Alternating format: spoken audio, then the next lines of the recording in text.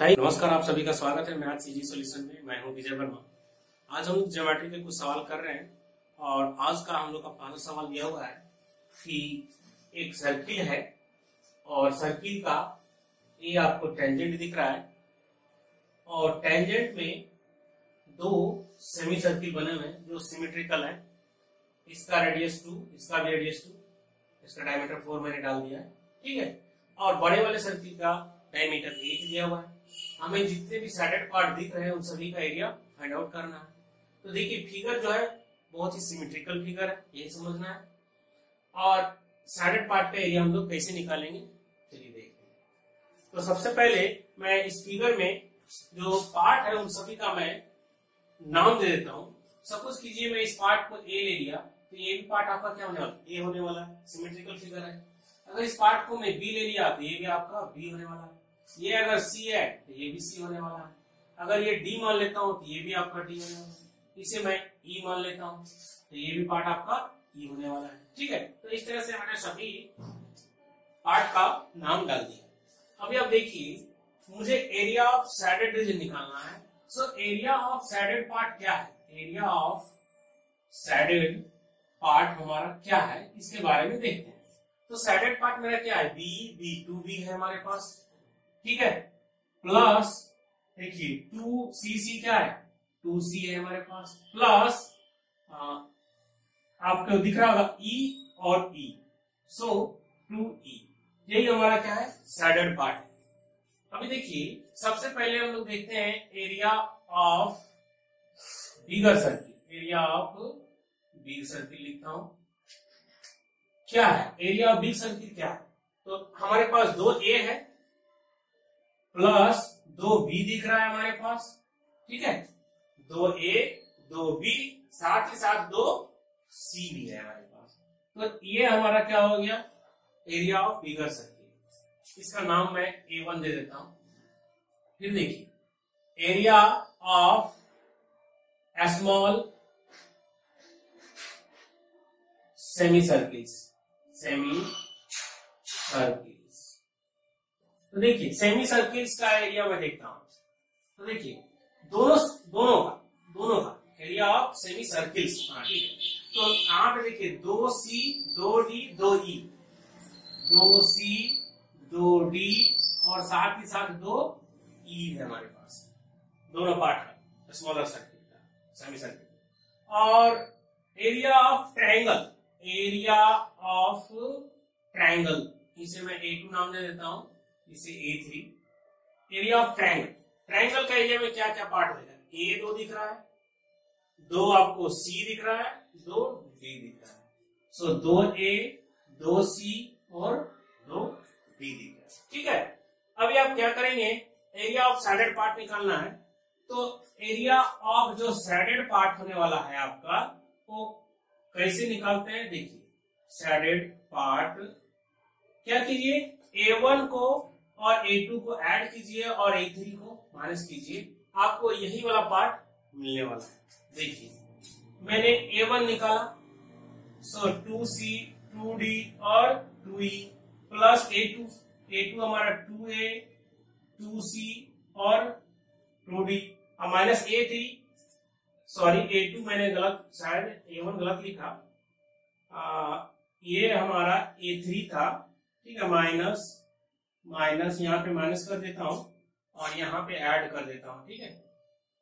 यहाँ पे ऐड करने के लिए क्या है हमारे पास, A1 को ऐड करूंगा तो हमारे पास क्या मिलने वाला है, 2A plus 2B plus 2C, ठीक है। अभी आप देखिए 2A कैंसिल होने वाला है, 2C कैंसिल हो जाना है, 2D और 2D। तो हमारे पास बच क्या रहा है, देखिए 2B plus 2C plus 2E। तो देखिए 2B 2C 2E, 2B 2C 2E क्या है, यही सैडेड पार्ट है।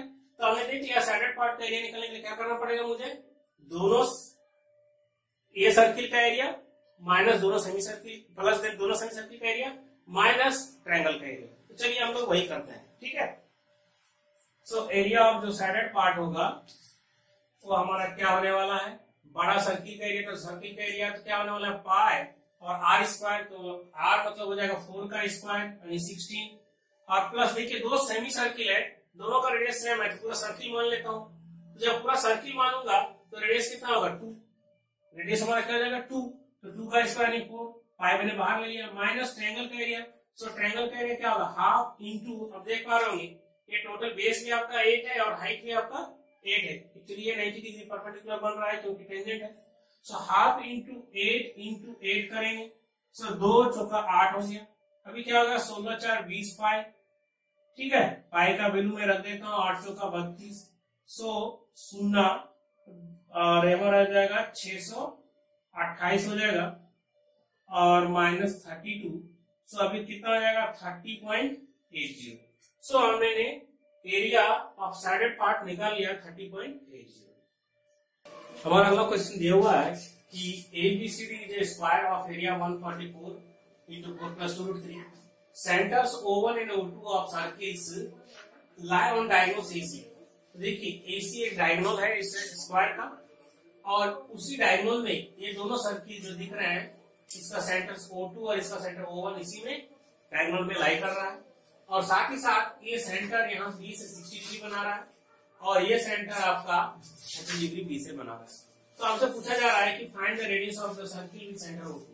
मुझे सिर्फ इसी का रेडियस फाइंड आउट करना, ठीक है। तो कैसे करते हैं चलिए देखते हैं।